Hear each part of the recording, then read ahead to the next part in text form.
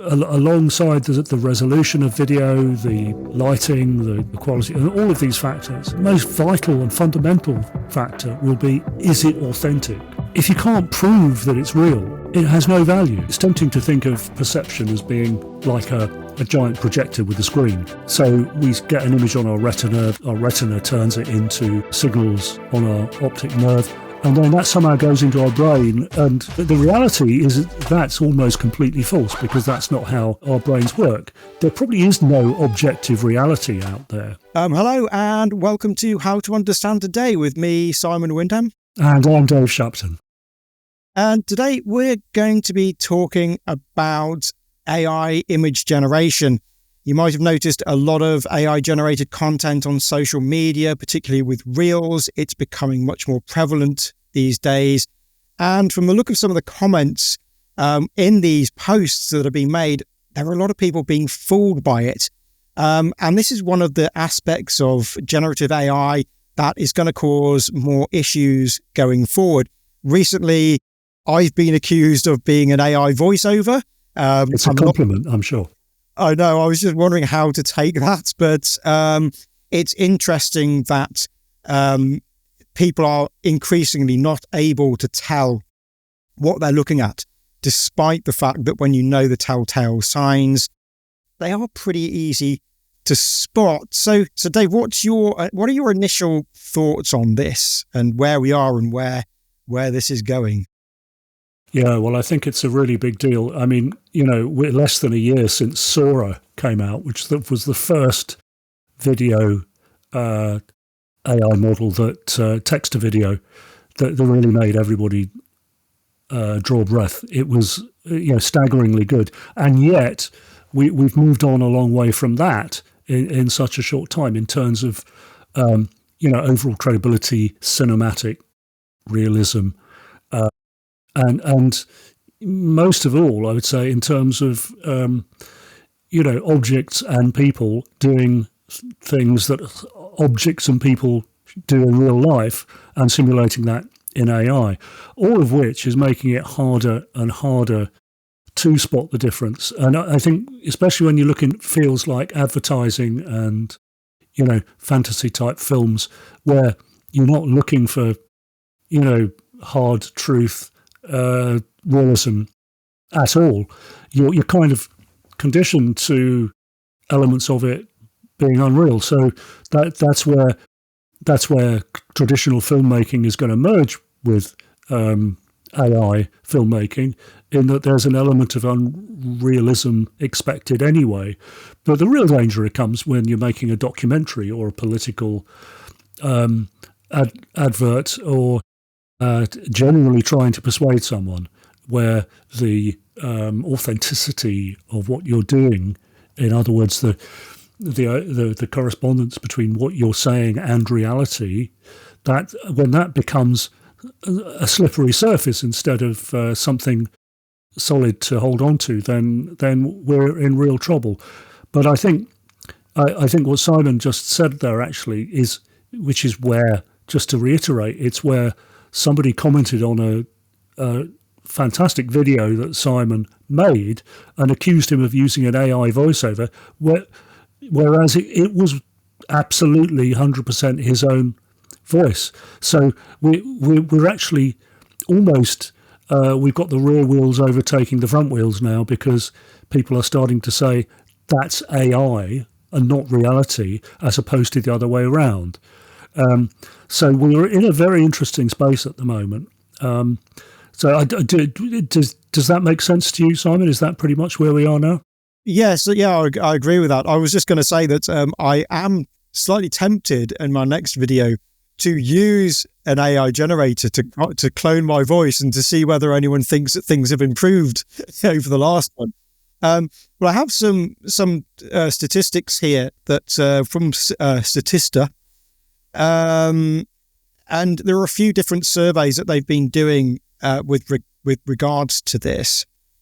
And the first one here that I have is a UK-based one. It's not a massive number of respondents. It's about 2,128 respondents.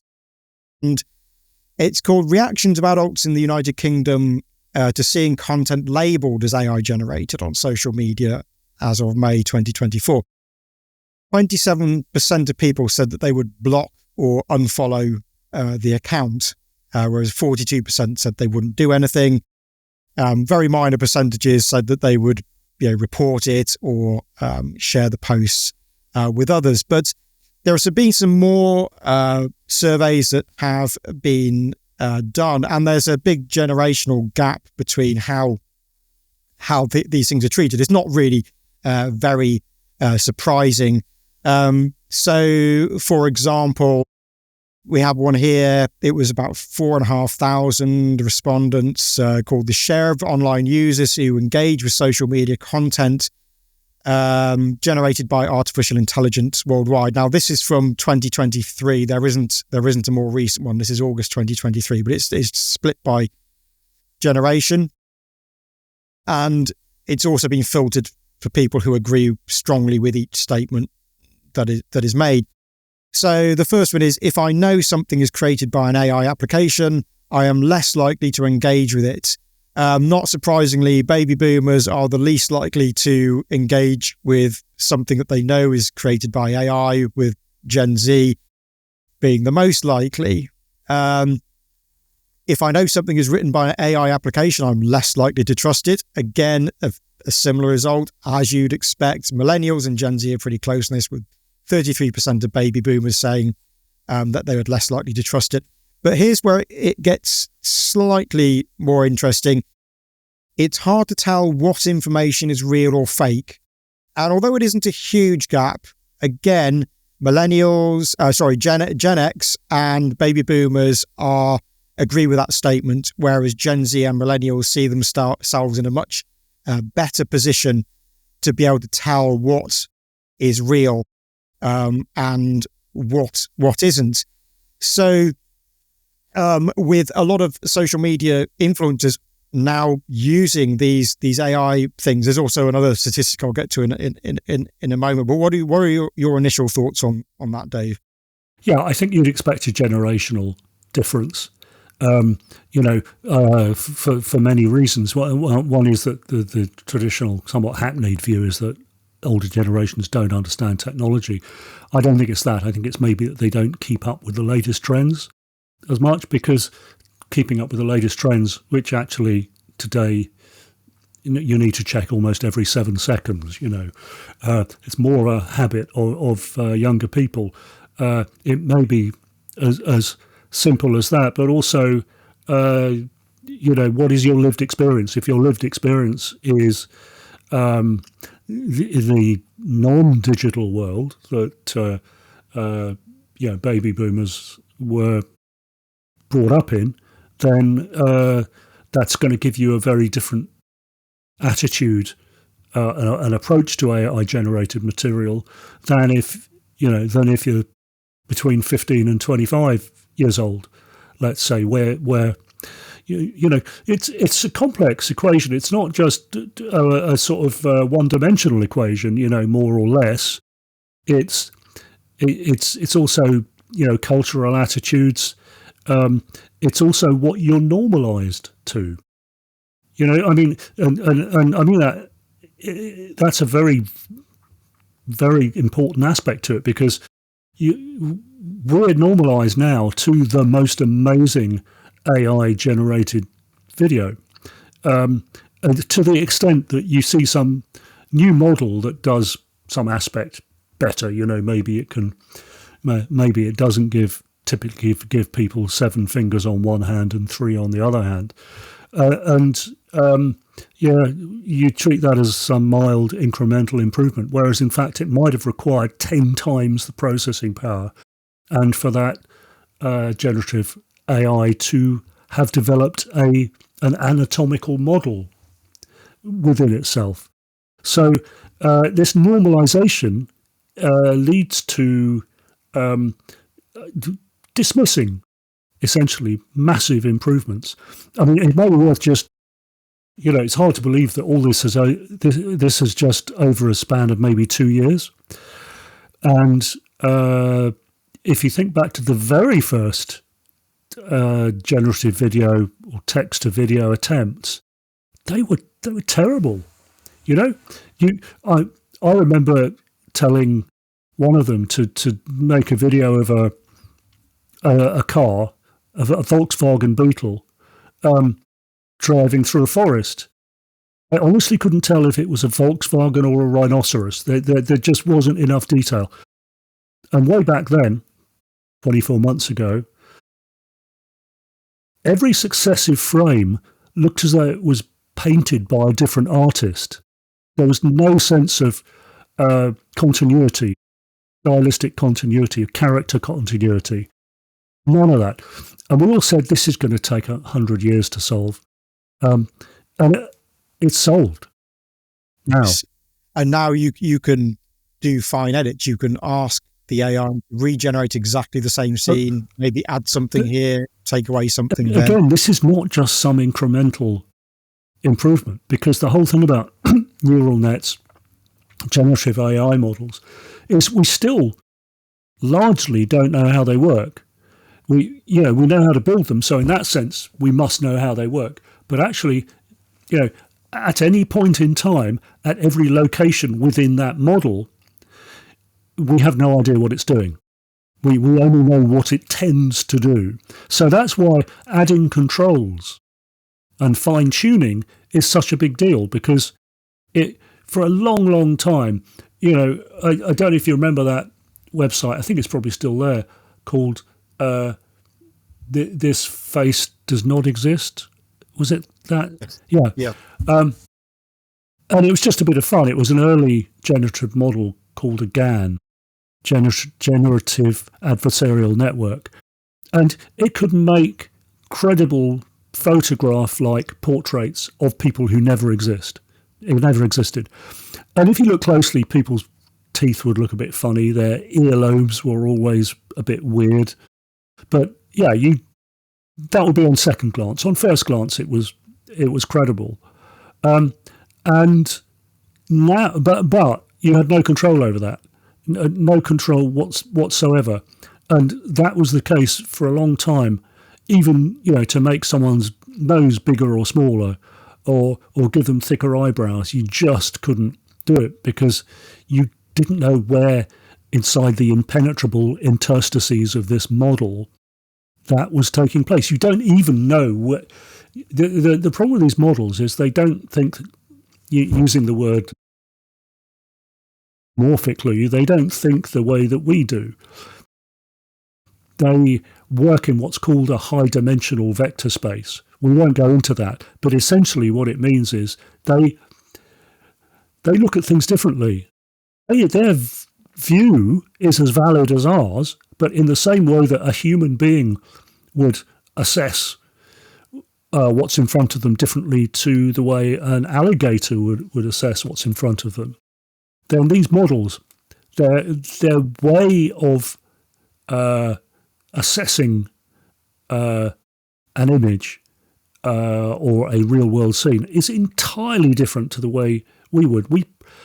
It's a bit like with an alien language. If there were aliens, we wouldn't understand them. We couldn't even do a word-for-word translation, because they might be using some principles or higher dimensions that we're simply not aware of and can't be aware of.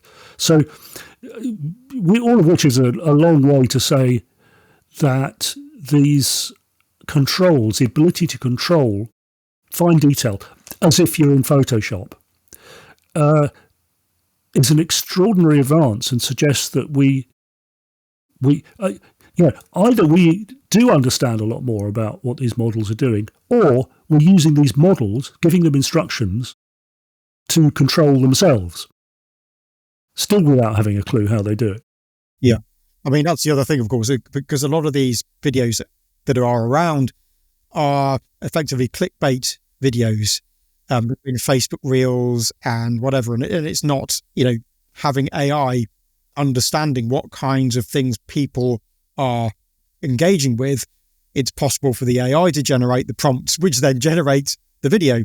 And what I find staggering is how many people seem to be, on face value, when you look at the comments, how many people appear to be fooled by these videos. Now, obviously there is the chance that a lot of the comments in some of these so-called viral videos are also farmed.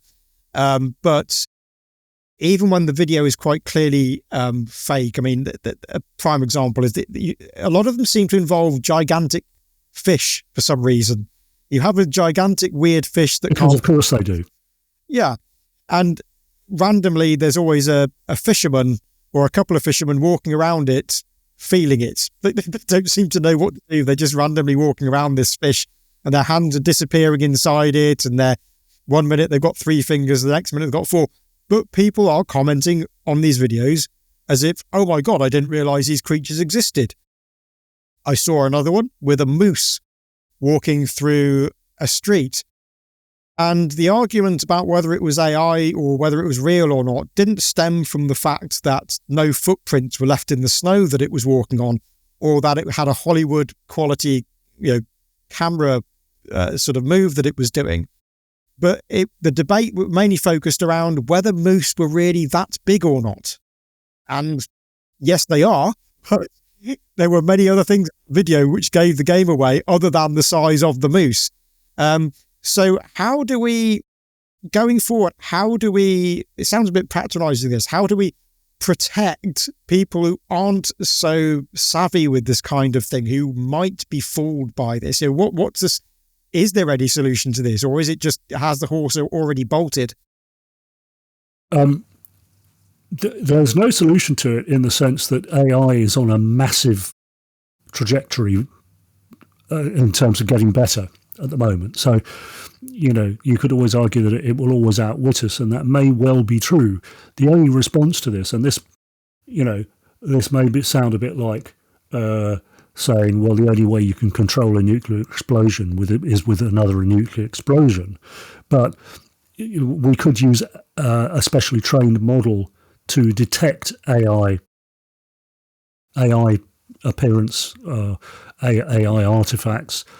There won't always be, just to explain, an artifact is something that's not supposed to be there, basically. It's a consequence of the technology.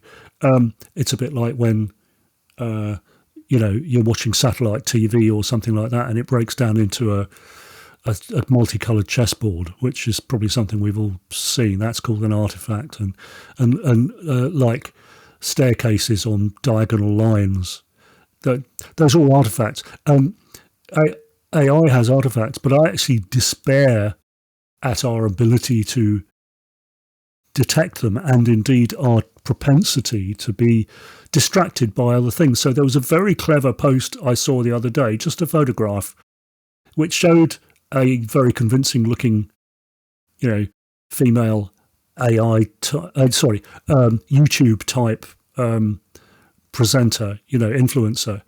And, the person who posted this said, look, I think this is AI. And it's because, I've drawn a couple of circles, red circles, around where I think these are artifacts. And you sort of look at that and you think, well, that doesn't really persuade me of anything. And then sometime later, you sort of look at her hands on the desk, and they're not hands, they're human feet. So this is how, I guess, magicians ply their trade, isn't it? It's distraction. And it's absolutely the case. So we're up against that quite independently of the scientific and measurable accuracy of an AI-generated image. But I mean, that what you just described is effectively how compression fools us into thinking we're getting a high-quality picture, because a lot of compression works on the fact that the human eye doesn't spot certain aspects of the image. Same with audio as well, audio compression as well. Yeah. So, sorry. How do we deal with this? Because it's not just like you can run a simple test. It's to do with how we perceive things. And in fact, I don't want to get too deep into this, but I just want to flag it up. And that is there are many theories of consciousness, and inextricably tied up with those theories of consciousness is how we perceive things. When you see the colour red, the only way I know that you're seeing the colour red is because I am seeing something that I call red as well. But there's no objective way to see whether the thing that you call red, if I was able to see it through your eyes and consciousness, whether that would be the same as what I'm seeing. When you see something you call red, I could be seeing something that you'd call purple. And so it's tempting, and indeed some psychologists and even neuroscientists still tend to treat it this way. It's tempting to think of perception as being like a giant projector with a screen. So, we get an image on our retina, that our retina turns it into signals on our optic nerve, and then that somehow goes into our brain, and, it's as if it's being projected inside our brain on some kind of screen, and then our consciousness looks at that inside our brain. The reality is that's almost completely false, because that's not how our brains work. We actually, there probably is no objective reality out there. I'm sorry, this is getting way too deep, but it's just for reference. It's just to outline the scale of the problem. Things in the natural world don't have a colour. They don't. It's almost impossible for us to know what reality is like. All we can do is rely on remember that the way we see reality is through a very, very narrow band within the electromagnetic spectrum, in between ultraviolet and infrared. That's only, if you looked at that on a medium wave radio, that would be about the space taken up by, a single radio station. I mean, it is what the world around us is a construct of our brains, which is why you can make images that fool the eye into thinking it's seeing one thing and not the other, and also why you have conditions where people, instead of seeing a red traffic light, they'll hear classical music, or in some cases actually see numbers floating in front of them. So that's how their brain is letting them perceive the world, and they don't. It's just normal for them because that's how they've grown up and developed. So given that we can make such huge mistakes when presented with reality, you can see how easy it is to make huge mistakes when we're presented with unreality. And I think what you said about having an AI model trained to be able to spot AI, I think that is the way it is going to go, and it's going to be almost like an arms race in some ways, where the generative AI gets better and better, and then the AI that needs to spot that also needs to get better at the same rate. But the advantage of having an AI model to spot AI is that artificial intelligence is good at one thing in particular, and that's spotting patterns and spotting things that we don't perceive or can't pick up upon. Well, that goes back to this multi-dimensional thing. It can see patterns in... when I say multi-dimensional, I don't mean two-dimensional, three-dimensional, four-dimensional, and so on. I mean like thousands of dimensions, which are, think of it more like, the multiple axes on a graph. We traditionally have 2 or 3 axes on a graph. Imagine a graph with 17 or like that. They're also called vectors. That's why it's called high-dimensional vector space. Vector is just a pointer with a value and a direction. And so I think when you come back to this problem overall, yes, it is an arms race. It is totally an arms race, but also it is tied in with how we perceive things. So let's go back to the problem of why the generative AI struggles with people's fingers and arms and limbs, and particularly gymnasts. There are plenty of examples of a generative AI trying to create a gymnast on like a pommel horse or something like that, or they're doing a floor standing routine, and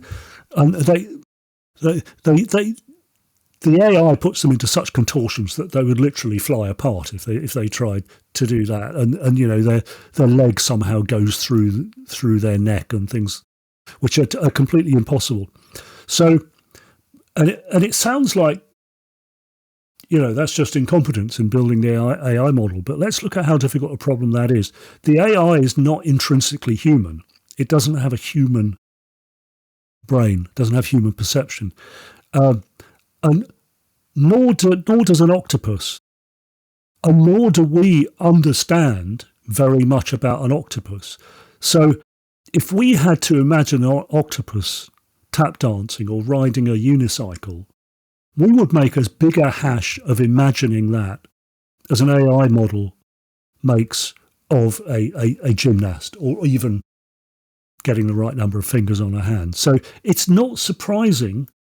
What they lack is a sufficiently good anatomical model, which they will have, because in each of these successive text-to-video models, we're seeing a better understanding of the world. That's, apart from the resolution, that is the primary improvement. And it is called in AI circles, it's called a world model. And what's remarkable, and I think this should be a lesson that we remember, is that these generative AI models, diffusion AI models, and so on, they have not been taught physics. They've not been trained on physics, but yet somehow they are inferring physics. They don't always get it right, as in the case of the gymnasts, but they're getting there. Just to depict a human being walking is like immensely complex and immensely accomplished for the model to have done that. So we're really just talking about slightly higher order details here, and I think that if given a bit of time, a few weeks probably, the rate at which things are going, this will be solved completely. Again, we'll go back 2 years, and these generative video models were terrible. That's why Sora was so breathtaking when it came out. It merely had to not be terrible. Now it's just even more incredible in what it can do. And there are several other, I think Runway is also made great strides as well. I've got some more sort of information here, because inevitably a lot of stuff will come down to that horrible word, regulation. I say horrible because in some ways it's good, but also it can also stifle things as well. But so apparently the most popular generative AI service that influencers have been using is Canva. And that's 51.8% who use that. Amazingly, Photoshop is a second. So we talk about things like DALL-E and those sorts of things that were probably better known, but they're actually not in the first two pieces of software that are generally being used to produce AI content across social media. So slightly more promising in terms of sort of transparency is that 67.1% of influencers disclosed their use of AI programs with their followers, with 32.9% saying they did not disclose that information. AI content from artists and musicians on social media, apparently, according to consumers in the United States, are the most attractive forms of AI content. I can see how that would be the case. Music is something that I guess wouldn't have the same reaction in terms of being AI created if it was very good, because you're not trying to replicate reality. We're used to sort of synthesizers and electronically generated. Yeah. It also depends on the kind of music you're emulating. If it's like 1980s synthwave, I'd suggest that was a lot easier than emulating Mahler's Fifth Symphony. There are it's a good example actually. There are circumstances where you're much more tolerant of less effective AI generation than others. I think audio is going to be very difficult actually, because we're so critical with audio. You can record an entire symphony if there's a single glitch that'll ruin it for you. But I think generally going back to your examples there, the reason that you've got apps like Canva and the venerable Photoshop being used is because they're effectively a framework. They're a front end to AIs. I know Adobe has its own AIs. Firefly, is that what it's called? Firefly. Yeah, and almost certainly many of the other applications, like I use Notion a lot for writing. I don't use the AI in it for writing. I use it to find my random scatterbrain notes. It's brilliant for that. But I don't know, a lot of the existing apps that use AI, they have not generated their own foundation model to do it. They're going via APIs into other models that they don't necessarily. So these statistics are interesting, and I'd be the same because sometimes the user interface to these foundation models is not particularly good. It's just bare bones. Whereas if you can see it in situ with the work you're doing, then you're more likely to use it. So, and that's a good thing. Very often you don't want a massive help from AI. You just need a bit. So to be able to do that in a measured and controlled way, I think that's very good. I mean, I do use Photoshop, the facilities within Photoshop myself. I use it for artificial depth of field. If I need that in an image, I might have taken the picture with my phone and I want to make it look a bit better. Or if I'm adjusting aspect ratios in a picture, so I might have, I don't know, a square ratio image, but I need it to be 16:9 without having to crop the top and bottom. I'll need to expand it. And Photoshop has a very good generative fill function. Yeah. That's a lovely use for AI. You're just doing a job with it, and it's fantastic. So I think we're going to see massive improvement in this. I think we're going to see stratification in terms of affordability as well, because we're starting to see, certainly with the sort of more reasoning-based AIs, quite high pricing for them, like $200 a month, or even more. Some of the sort of PhD level ones, thousands of dollars. Is this a case where Google will probably take over the world again with its own AI systems because it wants to make them freely accessible, doesn't it? And it has. Yeah, it does, and I think it's doing a good job. I mean, just today I tried out what's the Google one called? Gemini 3 Flash, which is available as an iPhone app. And it was good. I was using it in voice mode. It's not quite as good as ChatGPT's current voice mode, which is like off the scale.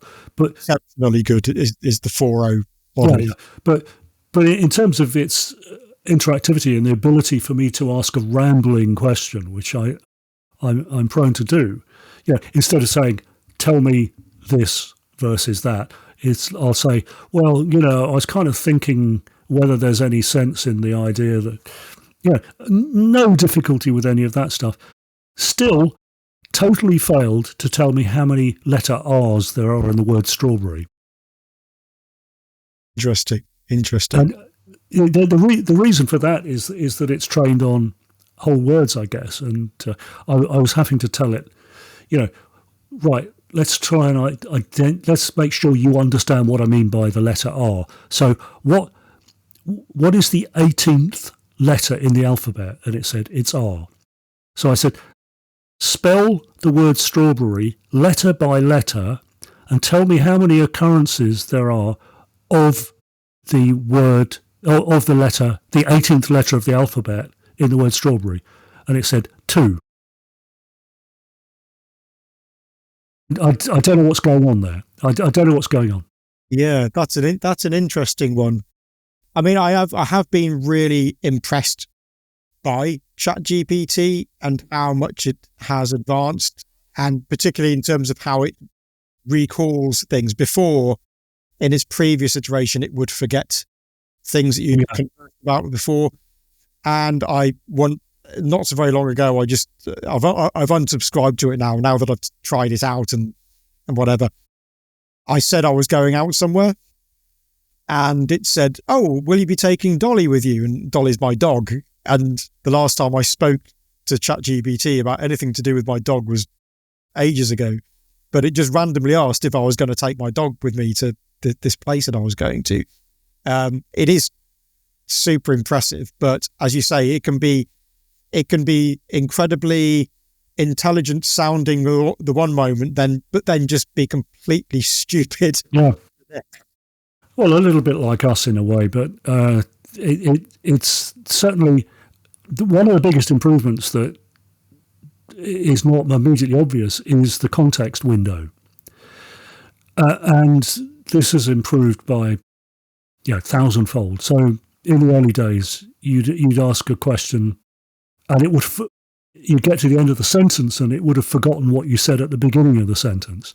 And certainly, any kind of persistence of knowledge between questions was out of the question. So now you can feed in a whole book. You could just say, "I'll read this book now. Tell me what you think," and it does remember that it's not infinite, but neither are we, for that matter. No, I mean, I know there is a phenomenon with AI. Is it called catastrophic forgetting or something? Where it will literally just forget a vast amount of information in one go, and I think it is a very difficult problem to solve, but also a very, very important one, particularly if you're going to be giving, I guess, an AI control over some important systems somewhere. Yeah, like flying an aircraft or something like that. Well, I think this is where you're going to have supervising AIs. One isn't good enough.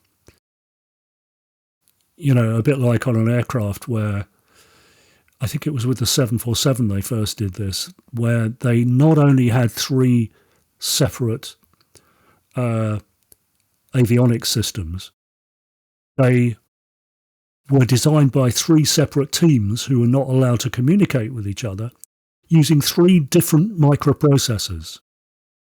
Not just a different model number, but made by 3 different companies, like Intel, Zilog, or whatever archaic company you can think of. And the reason for that was that they were set up for redundancy, to be fail-safe. And the way they achieved that was by having a voting system. So if one came up with one of them said, "Look, we're flying at minus 40 feet. We're flying 40 feet underground." The other 2 will say, "Well, we don't believe that.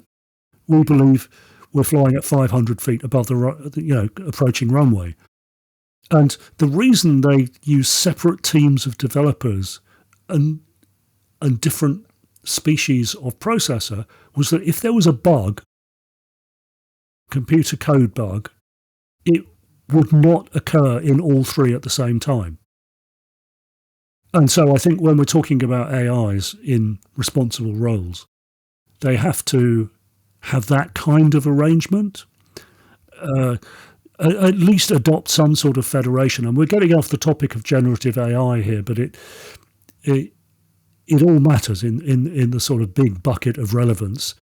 I mean, that could play into the idea of, having, if you had a social media platform that had apparent safety systems in place to automatically spot AI-generated content, rather than having just that social media platform's own AI system, for example, to spot that. That's where having maybe 3 different AI systems completely independent of each other, working together to spot the content and looking at whether something might be human generated or not.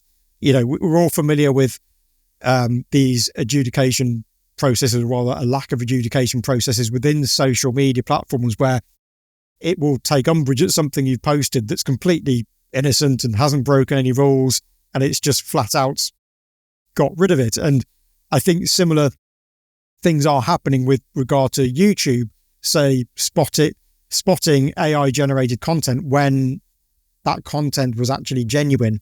So I think that's where that kind of using three or more different systems to spot content would come in. And I think the next big advance in AI, because the people are saying it's slowing down, it's not slowing down, but the reason they're validly saying it could be slowing down is because to make a model that's significantly better than ChatGPT-4, you need 10 or 100 times the resources. Well, even with near trillionaires in the world, you can't afford to say, right, this time we're going to spend 10 or 100 times. Already the biggest driver for new nuclear power stations is data centers processing AI models. Well, if you need one nuclear power station to power training an AI model, you can't suddenly say, well, the next one we need 100 times that resource, so we need 100 power stations. There's a limit to that. And you don't need that because, we don't have to have nuclear power stations attached to our brains. It's just that we've got, millions of years of evolution that have optimized things with the feeble reasoning that we have. So I think we need to accept that there are other ways that AI will and is going to improve. So the most recent big improvement was in, if you like, self-reflective models where they essentially use reason to look back at what their results, and then they kind of think about them a bit more. And they kind of iterative. They say they take a long time. They might take 10, even 30 minutes to come to an answer, but it will be a brilliant answer, and they'll lay out their reasoning. So we're currently going through that stage. Now, the next stage, I think, will be what I would call federated AI, which is the development of the sort of three voting models who can disagree with each other and still come to a conclusion. And that is, well, when you look at the brain, where's the control room in the brain? Is it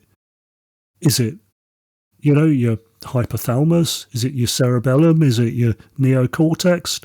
Is it your amygdala? It's none of those. It's none of those. It's not your nose. It's not your eyes or your ears.